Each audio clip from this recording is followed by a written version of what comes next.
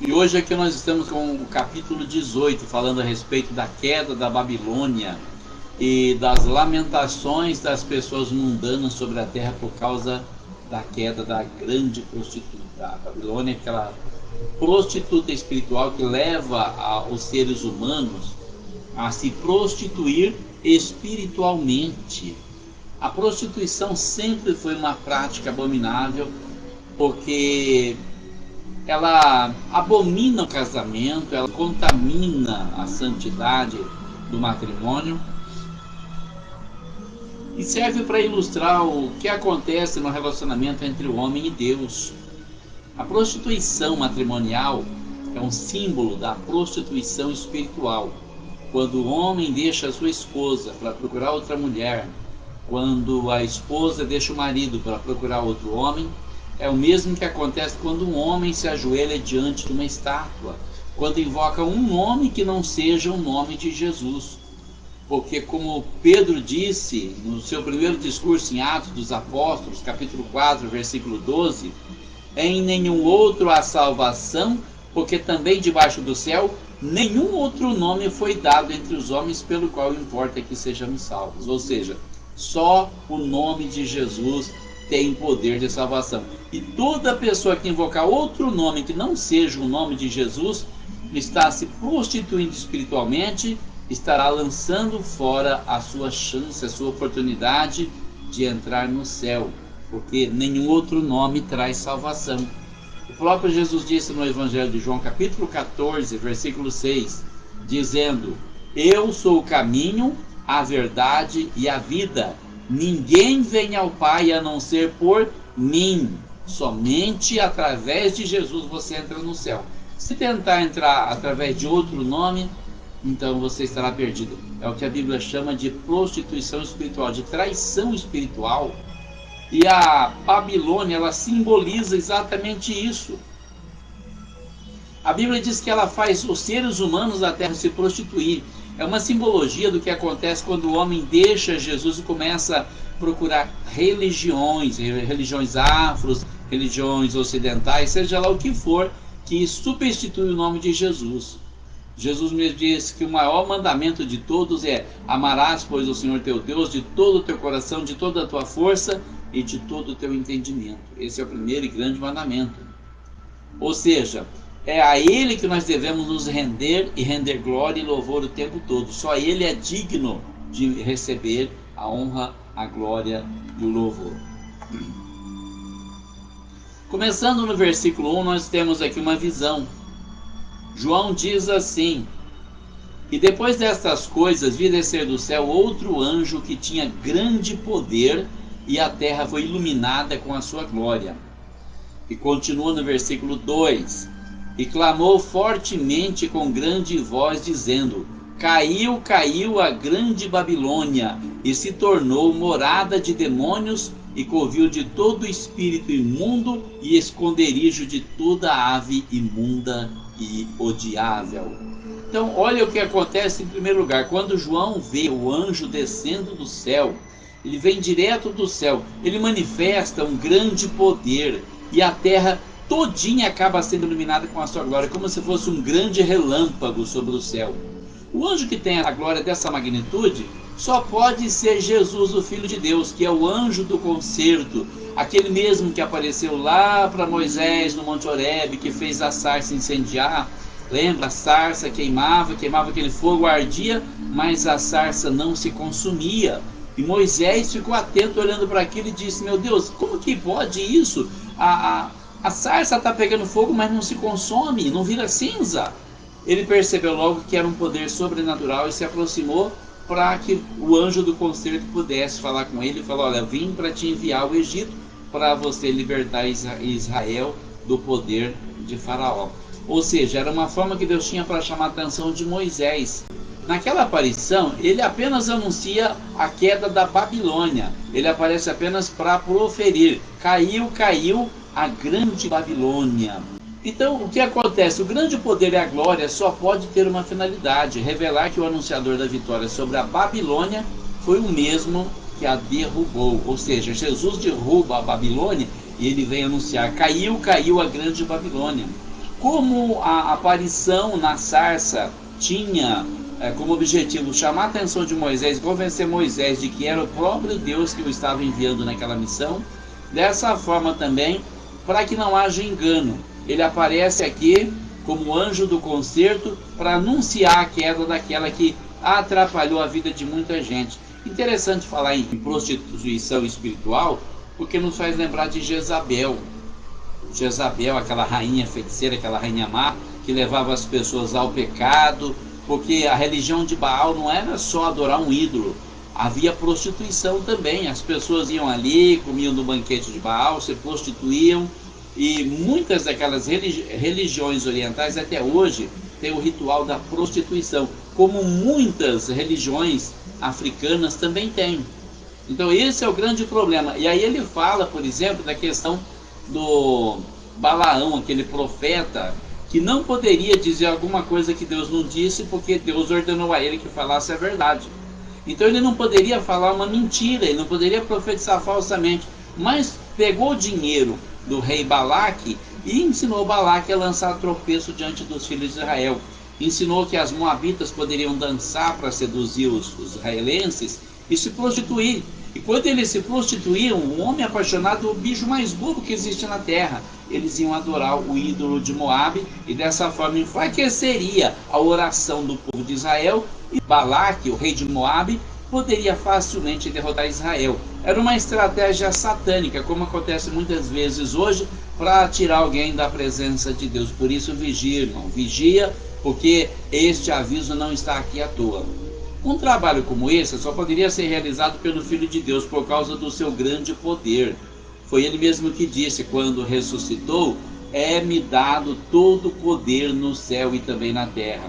É contra Cristo que os 10 reis vão guerrear depois de derrotarem Roma, lá no capítulo 17, versículo 14. Lembra daqueles 10 chifres que aparecem na cabeça daquela besta? Os 10 chifres simbolizam 10 reinos que vão dar o poder para Satanás. E esses mesmos 10 reis, por algum motivo, por alguma discórdia entre eles, vão lutar contra Cristo na grande batalha do Armagedon. Cristo como conquistador de Roma. Roma, nós estamos falando de uma representante da grande Babilônia. Ela não é exatamente a grande Babilônia, depois nós vamos entender por quê. Mas Cristo conquista Roma e proclama aqui a sua vitória. De fato, o que ele proclama, que tem grande poder, ilumina a terra com a sua glória. Ainda iria acontecer no futuro. Isso aqui é uma antecipação do que está para acontecer. Tanto mais que a menção expressa de seu poder e glória deveria ter servido para confortar os crentes. Então, as pessoas que estão passando por aquele problema estão sob a influência da perseguição da grande Babilônia. E aí o anjo do concerto, ele dá uma visão para João para confortar eles. Olha, isso é o que vai acontecer. Então nós vamos perceber que é apenas uma antecipação dos eventos que se seguirão em Apocalipse 18, versículo 4, daqui a pouquinho, né? Por que acontece isso? Para confortar as pessoas, para mostrar, olha, não desiste, você vai conseguir, você vai vencer, Jesus vai derrubar a grande Babilônia. Ele vai antecipando os fatos para que as pessoas elas não percam a esperança na salvação. Então no versículo 2, quando ele fala, caiu a grande Babilônia, o anjo está aqui apenas antecipando eventos que ainda vão ocorrer. Lá no versículo 4, quando João ouve uma voz aconselhando as pessoas a sair dela. Vamos ver isso daqui a pouquinho. Porque todas as nações beberam do vinho da ira da sua prostituição, e os reis da terra se prostituíram com ela, e os mercadores da terra se enriqueceram com a abundância de suas delícias. Então, vamos entender esse versículo aqui, exatamente o que ele está querendo dizer aqui. Todas as nações beberam do vinho da ira da sua prostituição. Primeiro, o vinho da ira, por quê? A prostituição vai gerar o vinho da ira de Deus que vai ser derramada sobre a prostituição. É o primeiro passo. Tanto a prostituição carnal como a espiritual. Ou seja, todos eles são participantes da prostituição espiritual, a idolatria, que é o pecado que mais abomina a Deus, irmão. Não tem coisa mais abominável diante de Deus do que a idolatria. Assim, em comparação com a feitiçaria, que é outra espécie de traição espiritual. Além do adultério espiritual, ao comércio da idolatria que movimenta um grande capital financeiro. Ou seja, através da idolatria, eles vendem lembranças, eles vendem crucifixos, eles vendem imagens, eles vendem tanta coisa, vendem mitos, vendem livros, vendem filmes, vendem tanta coisa. Há poucos dias atrás, conversando com um rapaz que ainda segue todos esses mitos, ele veio falar para mim da Santa Misericórdia, que é um quadro. Eu falei, meu Deus, isso tudo é mito, isso tudo é lenda, é fábula. Por que vocês têm tanta facilidade para acreditar na mentira, mas têm tanta dificuldade para acreditar na verdade? O que Deus quer? Abrir os olhos dos cegos, trazer a revelação para que as pessoas compreendam o que está acontecendo. Mas muita gente não abre os seus olhos, muita gente não quer saber da verdade. Jesus disse para os judeus do seu tempo, ele disse, eu vim em nome de meu Pai e vós não me aceitais. Se outro vier em seu próprio nome, a esse aceitareis. E esse é o grande problema da humanidade. Tem uma grande facilidade para acreditar na mentira, mas tem muita dificuldade para aceitar a verdade. A verdade é ofensa. Está falando mal da minha religião, está falando mal da minha crença. Não é falar mal, é falar a verdade, para livrar você da condenação eterna, e você não quer ouvir. Não abre os seus olhos, não abre os seus ouvidos, se apega à idolatria, abominação, adultério espiritual, traindo a palavra do Todo-Poderoso. Haverá um grande preço a ser pago por causa disso. E está chegando o momento. No versículo 4, João diz assim, ouvi outra voz do céu que dizia, sai dela, povo meu, para que não sejas participante dos seus pecados e para que não incorras nas suas pragas. Olha a advertência que foi falado lá no versículo 1. Sai dela, povo meu. Quer dizer, ela não caiu ainda. Aqui no versículo 4, ela não caiu ainda. Lá falou que caiu porque estava antecipando os fatos que ocorrerão. Mas é que o anjo está advertindo. É outro anjo que vem do céu, dizendo, sai dela, povo meu, para que não sejas participante dos seus pecados e para que não incorras nas suas pragas. Uma advertência. Sai agora. Sai. E isso aqui, eu quero deixar bem claro, não está falando apenas da igreja romana, está falando da igreja de uma forma geral. A igreja romana, ela pode ser a mãe das prostituições, mas a igreja evangélica também está desviada. Muitas igrejas evangélicas já deixaram Jesus para trás há muito tempo, já abandonaram a palavra de Deus, já se esqueceram do seu chamado, da convicção que Deus lhes deu, estão vivendo no materialismo, estão vivendo no financeiro, estão vivendo do dinheiro, estão vivendo o conforto que é proporcionado por ele, muitas vezes vendendo relíquias, vendendo coisas sagradas, praticando a simonia, fazendo coisas abomináveis diante de Deus, como podemos dizer, pessoas que vendem velas ungidas, sabonete ungido, perfume ungido, lenço ungido. Pelo amor de Deus, hoje ainda no Hospital Regional de Bebedouro, tinha um senhor falando comigo, que ele paga aluguel para um homem evangélico, e o homem todo dia fala para ele, me dá uma camisa sua que eu vou levar na igreja para ungir, para você se converter. Mas o filho do homem evangélico é um drogado, viciado. Por que essa unção não salva o filho dele? A gente acredita em mito, em mentira, em lenda, quando a verdade está nua diante dos nossos olhos. Então, muita gente fica jogando pedra na igreja romana por causa das imagens, mas tem muito crente praticando idolatria dentro da sua igreja também, idolatrando o pastor, idolatrando cantores, idolatrando grandes pregadores. Fora aqueles que ainda têm os ídolos do futebol, do cinema, da novela, que não deixa por nada. São ídolos, irmãos. Não é só uma imagem de gesso que é um ídolo, não. Às vezes o ídolo está diante de você, no seu coração e na sua mente, e você não quer deixar, porque é mais confortável para você. Mas a advertência de Deus é essa: sai dela, povo meu. Não é para você sair da sua religião exatamente, é para você abandonar essa prática abominável diante de Deus onde você está. Se não dá para abandonar essa prática, então saia dela. Mas é para você sair da prática, porque não adianta você pular de uma igreja para outra e continuar idolatrando tudo que você idolatra. E tudo que toma o primeiro lugar é idolatria, irmão. Se você ama seu filho mais do que Jesus, é idolatria. Se você ama seu esposo, sua esposa, seu irmão, seu pai, sua mãe, sei lá quem for, mais do que Jesus, é idolatria. Jesus disse: aquele que ama o pai ou a mãe mais do que a mim não é digno de mim. Aquele que ama o filho ou a filha mais do que a mim não é digno de mim. Aquele que não toma a sua cruz e não aborrece a sua própria vida não é digno de mim. É idolatria, irmão. É idolatria. Nós precisamos abandonar a idolatria. Nós precisamos sair da idolatria. A palavra de Deus para os dias atuais é: arrependa-se, arrependa-se, porque você está na igreja, não tem importância. Arrependa-se. A mensagem que João Batista pregava no início do seu ministério, a mensagem que Jesus pregava no início do seu ministério, dizendo: o tempo está cumprido, o reino de Deus está próximo, arrependei-vos, arrependei-vos, arrependa-se. Começa agora a fazer um exame de consciência, começa a analisar a sua vida. Como está a sua vida com Deus? Não seria a hora de você seguir esse conselho? Sai dela, povo meu, sai dela, povo meu, para que não sejas participante dos seus pecados e para que não incorra nas suas pragas.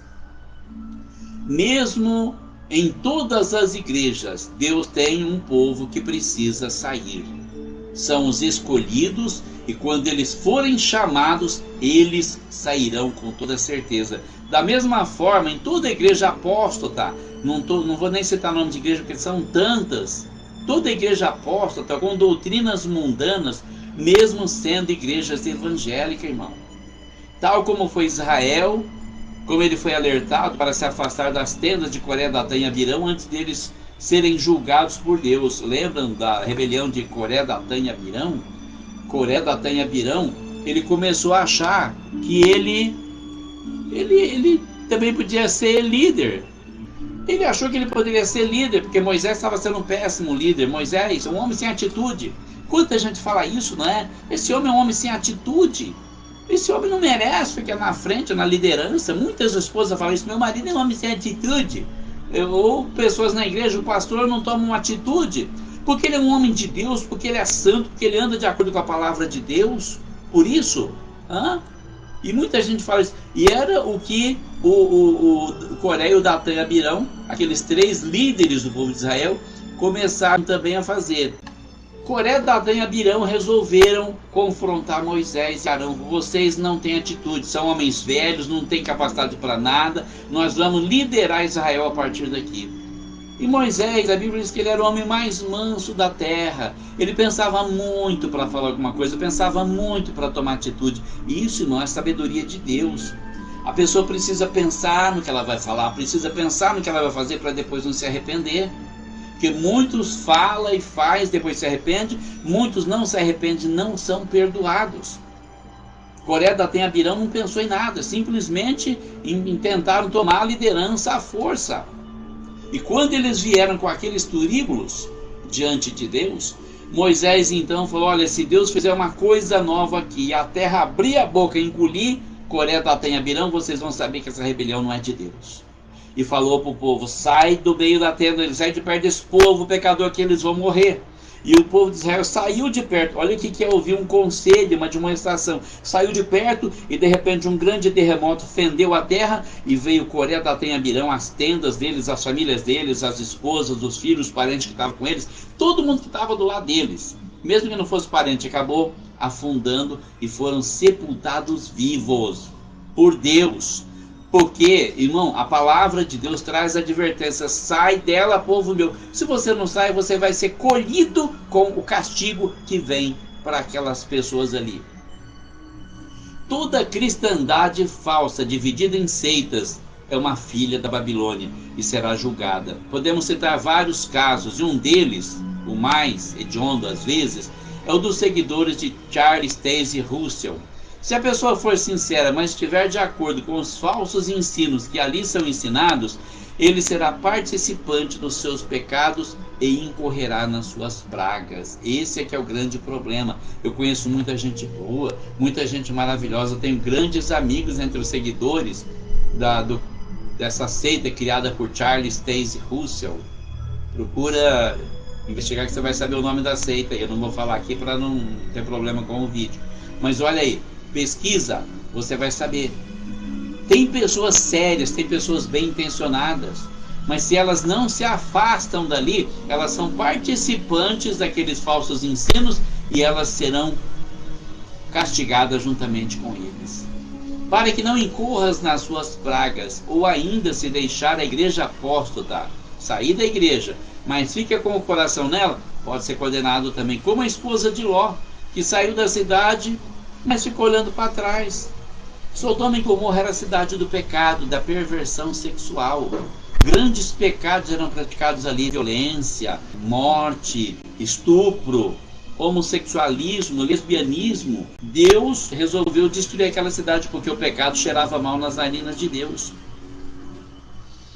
E Abraão intercedeu por seu sobrinho Ló. Deus mandou 2 anjos descerem na cidade para falar com Ló. E ao amanhecer do dia tiraram Ló, puxando ele pela mão, ele e as filhas, a esposa. O genro não quis ir. Mas a esposa de Ló ficou olhando para trás. O anjo falou: olha, vocês vão em frente, não olhem para trás. Por que a esposa ficou olhando para trás? Porque ela estava com dó de deixar aquilo, ela estava gostando daquilo. O coração dela estava no pecado. A Bíblia diz que ela foi convertida numa estátua de sal, ou seja, morreu e perdeu-se eternamente. Então não seja como a esposa de Ló. Saia e leva o seu coração com você, não deixe ele para trás não. Viu? Muita gente fala: eu fui batizado naquela igreja, eu comecei naquela igreja. Irmão, a igreja não vai te salvar. A igreja não vai te salvar. Ela pode te condenar, mas salvar não. Então esquece a igreja, esquece o que você foi no passado, porque a Bíblia diz que se alguém está em Cristo, nova criatura é. As coisas velhas já passaram e eis que tudo se fez novo. Amém? Vamos olhar para frente, irmão. Deus tem coisa melhor para você, tá? Prosseguindo aqui, versículo 5. Porque já os seus pecados se acumularam até o céu e Deus se lembrou das iniquidades dela. Olha, observa isso aqui. Atinge o grau mais elevado de abominação quando se diz: o pecado se acumulou diante de Deus. Foi até o céu. É como disse lá em Gênesis sobre Sodoma e Gomorra, que o pecado cheirava mal nas narinas de Deus. A passagem fundamental é Jeremias 51, verso 9, onde está escrito assim: pois seu julgamento chegou até o céu e se elevou até as mais altas nuvens.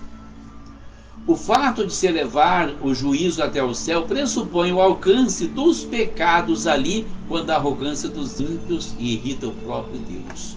Irmão, não tem coisa que abomina mais a alma de Deus do que a soberba, a arrogância, a pessoa achar que ela é melhor que os outros, que ela sabe tudo, que ela não precisa aprender com ninguém, que ninguém sabe mais do que ela.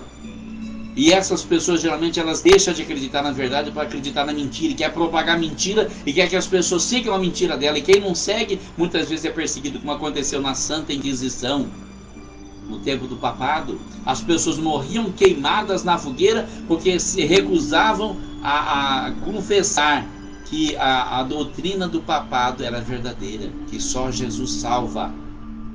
Morriam por essa fé. Só Jesus é o Salvador. Como acontecia lá nas arenas de Roma também, que as pessoas eram jogadas aos leões porque não aceitavam adorar o imperador, nem chamar ele de Senhor, acreditando que só havia um Senhor, o seu nome, Jesus Cristo. Ali no versículo 5, quando fala: Deus se lembrou das iniquidades dela, não quer dizer que Deus havia se esquecido, irmão. Quer dizer que chegou o momento dele lembrar: olha, você fez isso, agora é hora de você pagar. Deus tem um plano que vai seguir à risca, e muitas vezes nós não vemos isso. O plano de Deus, ele precisa seguir à risca. Deus fez um plano antes da criação do mundo e ele está cumprindo esse plano à risca. Então, quando muitas vezes você ora: Senhor, eu preciso de uma cura, Senhor, eu preciso de uma bênção, Deus fala: vou te abençoar. Mas não é hora. Espere, irmão, porque o plano não está naquele estágio ainda. Espere que a bênção vai chegar. Não desanima, não desconfia, não para de orar. Não pensa que Deus não quer te abençoar. Não, Deus quer te abençoar sim, mas tem um momento certo. O plano está num estágio que não é o momento de você ser abençoado. Começa a confiar em Deus e saber que Deus faz o melhor por você. Ou ele faz ou ele permite que aconteça, mas sempre o melhor. Não duvide de Deus jamais. Então, Deus não se esqueceu das iniquidades da Babilônia. Ele se lembrou porque era o momento de devolver para ela, de recompensar ela segundo as suas obras. Quando ele fala no versículo 6: tornar-lhe a dar como ela vos tem dado, e retribuir-lhe em dobro conforme as suas obras, no cálice que vos deu de beber, dai-lhe a ela em dobro. Olha aí, é hora da recompensa. Como ela vos tem dado. Ela deu ao poder mundial delírios espirituais porque não queria reter Deus em seu conhecimento. O princípio da infidelidade da igreja era: o povo gosta de enganar e ser enganado. Então, olha aí, começa por aí. Tem muita gente que ainda pensa assim, mesmo no meio evangélico. Muito cuidado com isso. Eu vejo, às vezes, testemunho de alguns irmãos que falam de grandes pregadores, e eu fico com o pé atrás pelo seguinte: há muitos anos, pastor Santana, pastor Antônio Silva Santana, presidente da Assembleia de Deus de Ribeirão Preto, ele decidiu que não iria mais chamar grandes pregadores para fazer os congressos que ele fazia, que ia usar obreiros do campo. E foi uma bênção, irmão. Porque você traz uma pessoa de longe, a pessoa quer cobrar um cachê caríssimo, a pessoa não tem vida espiritual, muitos deles não têm compromisso com Deus, é um pregador ensaiado, vem ali trazer uma mensagem ensaiada, vem emocionar a igreja com palavras que as pessoas gostam de ouvir. Isso não edifica, isso não ganha alma, isso não liberta ninguém. Que liberta é a verdade, não importa o tom em que ela é falada, o ensinamento em que é ministrado, é isso que liberta as pessoas. Jesus disse: conhecereis a verdade e a verdade vos libertará. Eu aplaudi a decisão do pastor Santana e eu gosto muito disso. O pastor Lorival, aqui de Morro Agudo, tem a mesma atitude, traz obreiros daqui da região que ele conhece para pregar, e tem sido uma bênção, uma grande bênção. Meu filho Jorge foi salvo há 6 anos atrás num congresso em Morro Agudo, liberto da bebida, liberto do cigarro, liberto das drogas, fazendo a obra de Deus, servindo ao Senhor com alegria. Irmão, nós precisamos começar a olhar para as coisas simples, porque Deus usa as coisas simples desse mundo. Quando diz assim, dai-lhe em dobro, dai-lhe a ela em dobro, quer dizer, a recompensa do pecador será sempre o dobro no cálice da ira do Senhor. O Senhor é aquele que recompensa. Quando eu peço oração pelo Brasil, irmão, eu estou vendo pessoas travestidas de juízes cometendo injustiça e crueldade, e Deus vai cobrar. Escrevam o que eu estou falando, escrevam na palma da mão para não esquecer. Deus vai cobrar essa injustiça. Essas pessoas serão entregues às suas próprias obras e vão receber em dobro por tudo que elas estão fazendo. Não desanimem, não parem de orar, porque o Senhor vai se levantar a qualquer momento. O anjo continua proclamando: quanto ela se glorificou e em delícias esteve, foi-lhe outro tanto de tormento e pranto, porque diz em seu coração: estou assentada como rainha, não sou viúva e não verei o pranto. Então observa aqui a comparação. O anjo diz o quanto ela se glorificou e em delícias esteve, também lhe foi dado outro tanto de tormento e pranto, porque ela disse no seu coração: estou assentada como rainha, não sou viúva e não vou chorar. Vai sim, porque Deus é aquele que faz justiça. Em delícias esteve, ou seja, viveu luxuosamente e em luxúrias, em pecados, como nos mostra Tiago capítulo 5, versículo 5, onde ele diz: deliciosamente vivestes sobre a terra e vos deleitastes, cevastes os vossos corações como num dia de matança. Observa essa palavra de Tiago, ela é muito importante para isso aqui, ó. Não sou viúva, não verei o pranto. Não sou viúva, ou seja, não estou sem o amparo do poder mundial. A viúva é aquela que perde o amparo do marido. No caso aqui, a Babilônia espiritual, ela tem o amparo do poder mundial, das 10 nações que estão apoiando. Não verei o pranto, nem o mal vai me atingir, porque eu nunca terei motivos para chorar. Vamos esperar para ver.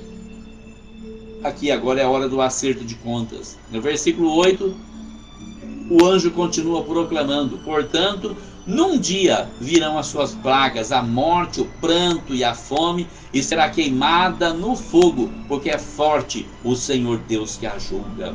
A morte, o pranto e a fome, como ela disse, que não alcançaria ela, são as pragas que lhe serão impingidas e são juízos de Deus sobre a cidade pecadora. Não estou falando de uma cidade política, mas de uma cidade espiritual, de pessoas, de denominações, de poderes espirituais que mantêm as pessoas presas na idolatria, na feitiçaria, na lenda, no mito, no misticismo. Porque é forte o Senhor Deus que a julga, ou seja, pode ter enganado muita gente poderosa e pode ter escapado estrategicamente de todos os seus adversários, mas do julgamento de Deus ela não escapará, ninguém escapará. todos serão julgados. E Jesus disse lá no final do Apocalipse: eis que cedo venho, e o meu galardão está comigo, para dar a cada um segundo a sua obra. Ninguém vai escapar desse julgamento, irmão. Ninguém. Presta atenção. Versículo 9: os reis da terra que se prostituíram com ela e viveram em delícias, a chorarão e sobre ela prantearão quando virem a fumaça do seu incêndio. Olha aí. E os reis da terra que se prostituíram com ela, ou seja, a mente carnal dos homens que adoram uma religião como a da igreja apóstata, que dá um ópio à consciência, que amortece a consciência, deixando ao mesmo tempo a licença do pecador para satisfazer as suas concupiscências e paixões. Muitos praticam a maldade e depois se confessam pensando estar aqui sem Deus. Olha aí. Eu conheci um homem que fazia isso. Ele pecava a semana inteira. No domingo de manhã, ele passava perto da casa do meu pai e ele dizia para o meu pai: estou indo na missa. Meu pai dizia: o que o senhor vai fazer lá, seu fulano? Eu vou me confessar e o padre vai tirar todos os meus pecados. E na segunda-feira ele começava a pecar de novo. E até no sábado. No domingo ele ia lá confessar os pecados, acreditando que estaria livre desses pecados. Sabe o que é isso? Paulo fala sobre a consciência cauterizada. Cuidado, irmão, para não ter a consciência cauterizada. Sabe o que é cauterização? Quando você tem uma ferida que está sangrando, você vai lá, o médico queima e ela cicatriza, ou seja, ela para de sangrar. A consciência cauterizada é aquela consciência que, uma vez queimada, ela não alerta mais. Não, você pode fazer isso, todo mundo faz, não é pecado não. E começa aos poucos, uma coisinha não é pecado, chama a outra que não é pecado, chama, de repente nada mais é pecado, e você está com os dois pés no inferno e não percebeu ainda que é o diabo que está te iludindo. Como tem aquela charge que aparece nas redes sociais dizendo: não é pecado se te faz feliz. Não vai nessa não, não é pecado sim. Tudo que contraria a palavra de Deus, tudo que sai da palavra de Deus. E tem até uma música antiga de um casal que cantava, não lembro o nome deles, se é do Celestial, não lembro. Eles diziam, a letra da música dizia assim: foi justamente as mínimas coisas que eu julgava sem importância que me condenaram ao inferno. Então cuidado com essas mínimas coisas, cuidado, irmão. Estando de longe pelo temor do seu tormento, dizendo: ai, ai daquela grande Babilônia, aquela forte cidade, pois numa hora veio o seu juízo. Então, muitas vezes a pessoa se sente investida de poder. E ela pensa que ela está sentada para ter o poder para dominar. Eu domino tudo aqui. E um vírus desse tamanhozinho que entra no corpo da pessoa, joga a pessoa dentro do caixão. Acabou o poder. E não é só isso, irmão. Olha para o rei Nabucodonosor, aquele grande rei, rei de reis, senhor de impérios.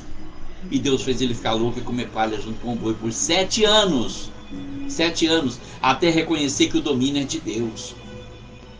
Muitas pessoas são assim, são encarregadas de trabalho, humilham as pessoas, desfaz a pessoa, maltrata a pessoa. Eu fui perseguido por causa da minha fé no início da minha carreira, quando fui chamado por Deus. Eu fui tão perseguido, tão humilhado, rebaixado no meu trabalho. Disseram para mim: se você tiver uma chance, eu jogo areia, você não vai crescer aqui. Eu só queria ser caminhoneiro, queria sair da roça. E eu não me sujeitei àqueles poderes que hoje não existe mais. Eles caíram, todos eles caíram, irmão. E Deus me tirou dali, me levou para outro lugar e me abençoou. Fui caminhoneiro mais de 10 anos, saí dessa, fui estudar e me tornei professor de computação por 12 anos mais ou menos. Depois eu fui para a faculdade, eu fiz faculdade, passei no concurso, fui dar aula de português e literatura, escrevi 18 livros e publiquei. Irmão, se Deus tem um plano na sua vida, não adianta o diabo te rodear, ele não tem poder sobre a sua vida. O homem que Deus põe a mão, que Deus marca, o diabo não toca, irmão. Se você for fiel a Deus, se você se esforçar para ser fiel, ainda que você caia, Deus te levanta, Deus te exalta e Deus faz o que Ele tem para fazer na tua vida. E mais uma coisa que eu vou falar: se Deus tem um plano na tua vida, não tenta barrar isso não, viu? Porque tentar barrar o plano de Deus na sua vida é como tentar parar uma locomotiva. Experimenta e você vai ver o resultado. Ele te faz em pedaços, mas o que ele falou que ia fazer na tua vida, ele vai fazer. Ninguém, nem o inferno inteiro, nem o mundo inteiro pode impedir. Ele vai fazer o que ele prometeu.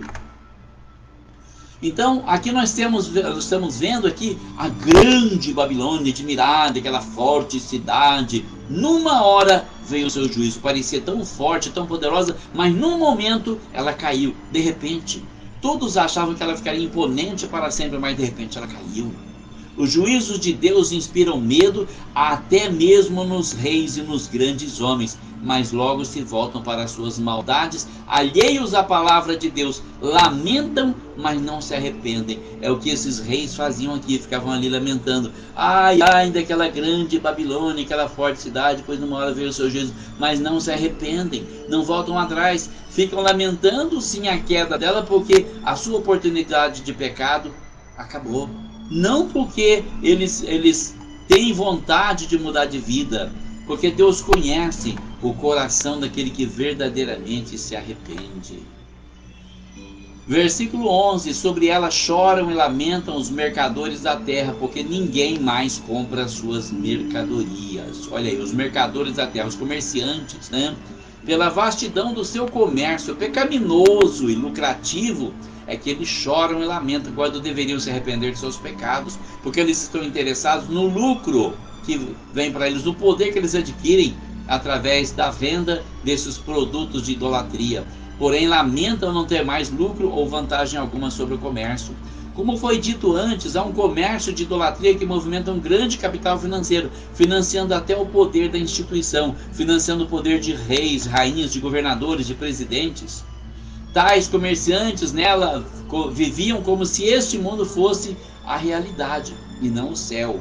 Muitas pessoas vivem assim: é o dinheiro, é o carro, é a casa, é o que ele possui, achando que isso é real. Não, isso não é real. Isso não é real. Você pode juntar muito dinheiro, de repente você morre, fica aí o seu dinheiro para outras pessoas gastar, para pessoas brigarem para dividir o seu dinheiro. Porque de Deus é o dom da vida, de Deus é o dom da existência, e de Deus é o domínio. Ele dá o domínio a quem Ele quer. Eles pensam que esse mundo é a realidade. Eles não pensam no céu como realidade. E eles foram inescrupulosos quanto aos meios de obter lucros. Ou seja, quanto mais eles podiam arrancar do povo, eles arrancavam justamente para jogar o povo na idolatria, na feitiçaria, na mentira que condenaria tanta gente. E eles principalmente também são os falsos profetas, aquele que vai ser lançado vivo no lago de fogo e enxofre. Observem Zacarias capítulo 5, versículo 4 até o 11, não pus aqui. Procura lá, Zacarias capítulo 5, versículo 4 até o 11, sobre o mesmo assunto, o julgamento sobre os comerciantes místicos de Babilônia por ganhos injustos. Muito cuidado com isso, irmão.